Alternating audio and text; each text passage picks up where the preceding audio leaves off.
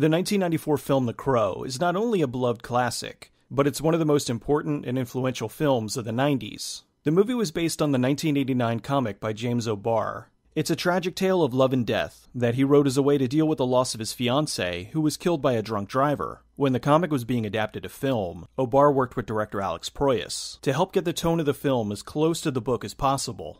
During the shoot, he became close friends with actor Brandon Lee, and was devastated by his accidental death on the set of the film. When Lee died, the film was almost complete, except for a few key scenes. In order to finish the film, they used groundbreaking compositing technology to put Lee's face on his stunt double, as well as repurpose some scenes they already shot.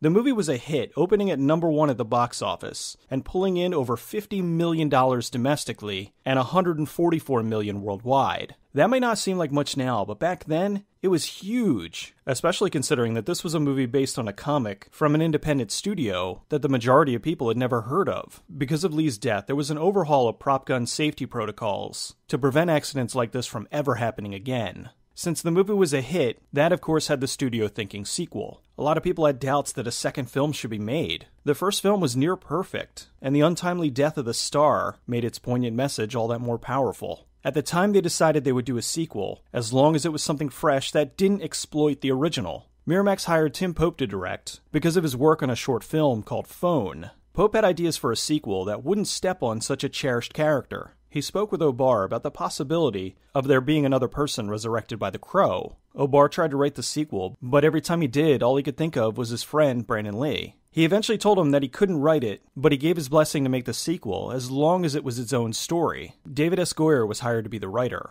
Goyer had up to this point worked mostly on smaller direct-to-video movies, like Demonic Toys, Arcade, and Kickboxer 2. Since The Crow had such a loyal following, they wanted to make sure not to piss off the fan base. Pope and Goyer went to various Crow message boards and asked the fans what they would and wouldn't like in a sequel. The biggest thing was that the fans wanted them to be respectful of Brandon Lee's death. That version was his story, and they didn't want them resurrecting Eric Draven to be played by another actor. They assured them that the film would be a new character in a new location, which they were fine with, and even excited. They wanted to cement the film as The Crow, City of Angels, and not just The Crow 2. They worked hard on the script to make it something that would stand on its own merits, and not just retread the first film. Little did they know, the vision they were working so hard to build would ultimately be undone by notorious meddling producer Harvey Weinstein. The story went through many changes. Originally, Sarah from the first film was going to come back as a female Crow. Then they decided on the story of two brothers being murdered, and one of them coming back to avenge their death. They reworked that story into it being a father and son that were murdered, and the father comes back for revenge. The new Crow was a man named Ash. In earlier drafts, his name was Michael Corvin, but they changed it to Ash because Michael Corvin sounded a little too similar to Eric Draven.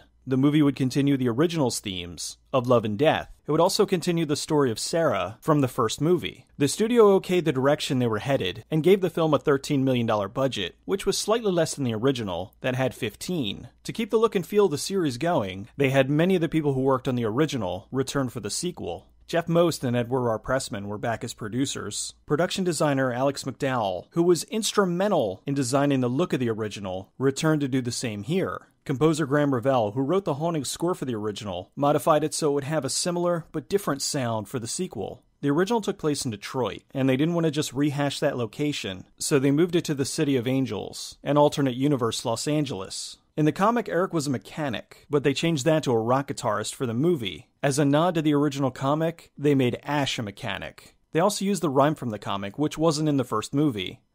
One crow, sorrow, two crows, die!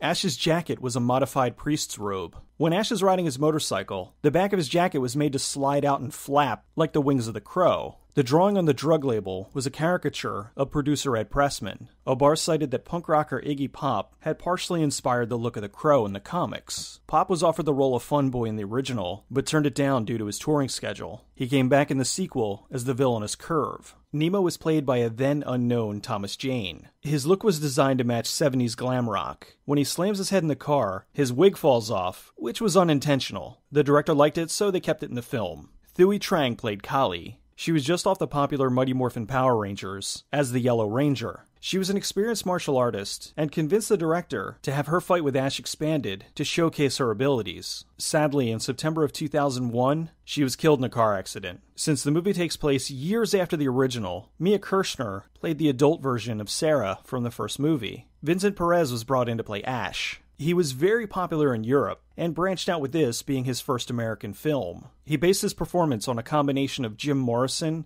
and Hamlet. The band that played at the Day of the Dead festival was the Deftones. When they recorded this, they hadn't even released their first album. The theme of the first movie was rain, so with the sequel, they made the theme smoke because they wanted the feel of the City of Angels to be somewhat apocalyptic. Also, to show how destroyed the city was, they had broken glass everywhere. To further distinguish Ash from Eric, they made him a brute force fighter rather than a martial artist. He also had more dark humor to him, with his frequent grins and magic tricks. Once the film was completed, the Weinsteins backpedaled. Poe presented his cut of the film, which was a 160-minute-long movie about sorrow and loss. It was more of an emotional journey than a revenge film. Harvey Weinstein didn't like this, so he demanded the film be edited to be more like the first movie. He ordered numerous reshoots of material copied from the first film to make it a better match. The film was shot to be one thing, and then forcibly re-edited to be another. Essentially, square peg, round hole. Roughly an hour of the film was either cut or reshot. The theatrical version was now 84 minutes long. That had little resemblance to what the director wanted.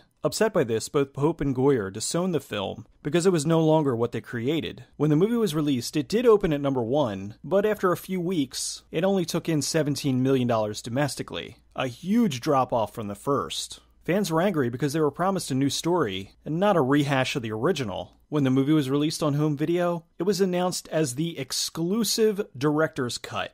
This was a lie. While the film is now 10 minutes longer, it's mostly just extended scenes, like more stuff with the crow flying, or Ash riding his motorcycle. The director had nothing to do with this supposed director's cut. The people who worked on the film were saddened by how poorly the studio mishandled it. As I see it again, there are such strong visuals in the film.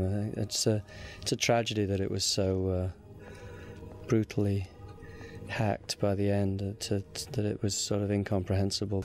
In the end, in the editing process, the film was turned into, and it was an attempt to make the film into just a repeat of the first one, and the footage wasn't there. It wasn't designed to be that, and it wasn't filmed or written that way, and so it actually failed dramatically and was very disappointing to the people who were involved in the film.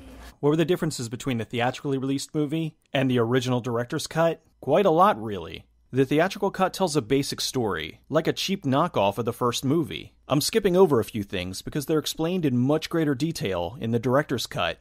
Ash and his son Danny accidentally see a gang execution, so they're murdered and dumped into the river. Sarah from the first movie is now grown up and living in the City of Angels. She moved there to get away from Detroit and brought Gabriel and Eric's tragedy mask with her. She's been having dreams of Ash's death and rebirth. She's also having visions, which she channels into a painting. The day after Ash's death, she brings him back to her apartment. She explains what happened to him and tells him he needs to get revenge. Ash finds out with the guidance of the Crow that Judah was the one who ordered his murder. Judah was a powerful drug lord who lived above the city and thrived off the pain of others. Ash goes and kills each gang member on the way up to Judah. Judah kills Sarah, and Ash kills Judah. He then drives his motorcycle off and crosses over to the other side to be with Danny and Sarah because love is stronger than death. Going off the shooting script, as well as numerous unearthed scenes that were cut, this is what the film was supposed to be. After the events of the first movie, Sarah's mother abandoned her. Wanting to get as far away from Detroit as possible, Sarah moved from place to place, and finally settled in the City of Angels. The stuff about her taking Gabriel, the mask, the painting, was all the same, as well as her visions. When she brings Ash back to her apartment, he doesn't believe he's dead, until she stabs him with a kitchen knife. That's why when he runs away, he's holding his stomach. She finds him and explains why he was brought back, and what he must do. In between the time when Ash is killing Judah's gang, he develops a relationship with Sarah. Sarah's visions gave her an instant connection to Ash, and even though they were together a short time, they could feel a bond. While Ash is taking care of the rest of Judah's gang, Judah kidnaps Sarah. We find out that when Judah was a child, he drowned and was dead for a few minutes. When he came to, he had visions that he was in hell, and he brought back knowledge with him, which is why he dedicated his life to making other people suffer for his enjoyment. It also helps this line to actually make sense. Go to hell. Already been there, and I must confess, I like what I saw. He tells Sarah he knew that death would eventually come for him, and he believes that Ash is death. He tells her he plans to beat death by becoming him. Judah traps the crow and kills it before Ash can get to them, which severs his link to the afterlife. Danny comes to tell Ash that since his link is severed, he has to leave the Earth now, or he'll be trapped here forever. He doesn't want to abandon Sarah, so in that moment, he chooses to stay on Earth. Judah drinks the blood of the crow, which gives him powers similar to Ash. Ash is weakened, but still invulnerable, and Judah delights in torturing a subject that can't die. Sarah tries to stop him, but Judah stabs her. Ash unleashes a murder of crows that completely devour Judah. Sarah dies in Ash's arms, just like the painting. He tells her that she can't die because he stayed on Earth to be with her. I love you. She tells him if two people love each other enough, nothing can keep them apart. She then tells him that she'll wait for him forever if she has to. She also gives Ash the ring that Eric gave her at the end of the first movie. Ash takes Sarah's body to the church from earlier in the film. A priest asked him why he's still here, and he replies because he has nowhere else to go.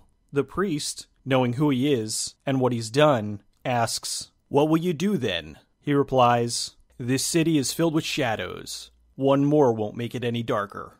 Ash then drives off into the smoke, cursed to walk the earth for eternity, away from the two people he loves. Quite a bit different from what we got.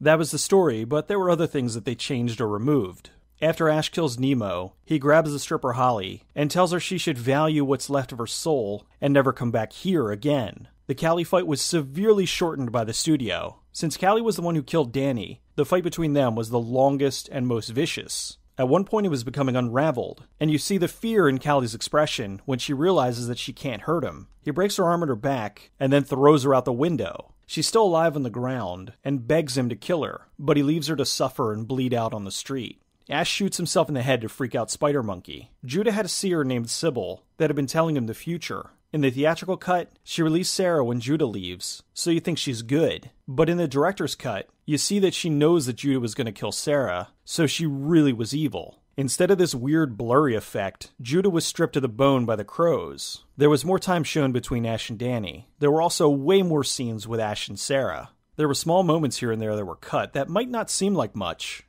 Life is just a dream on the way to death. I like that.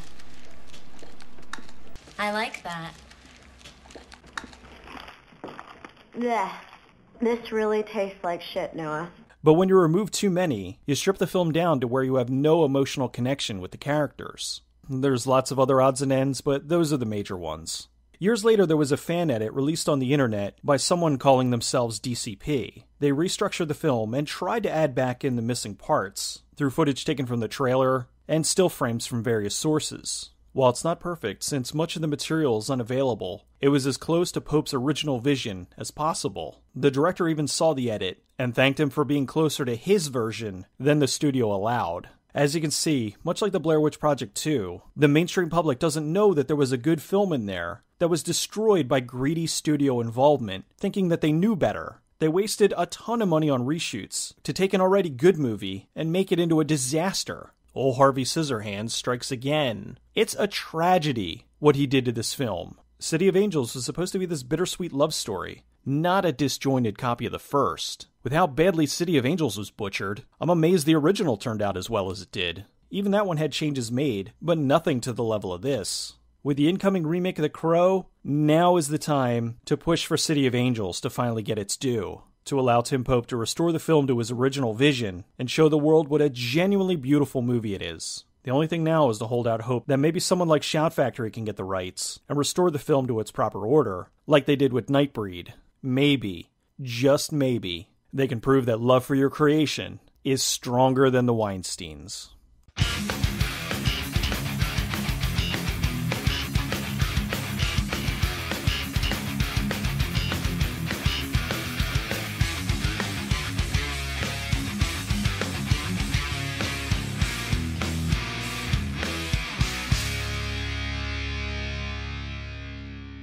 Hey, clown face. Hey, clown face. Hey, clown face. Hey, clown face. Hey, clown face. Hey, clown face. Oh yeah.